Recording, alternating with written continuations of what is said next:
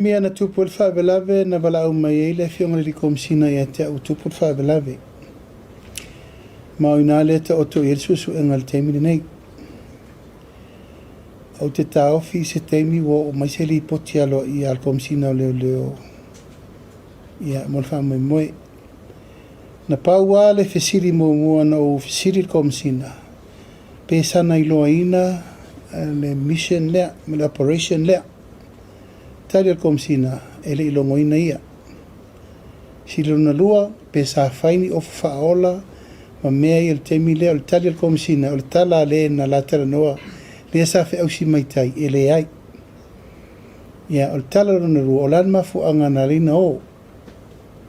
sa longo al komisina o le tali le ai. Ia o la lai a o leo le temi le nei suenga atoa pa lan me na lina mo na mafua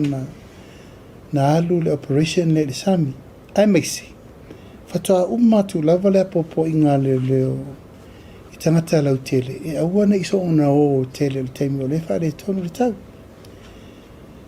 o manatu langa wai usoi fua le fionga malo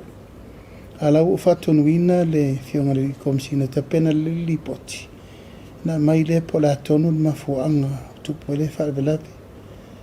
o lo tali tonunga o li leo ma au va sailor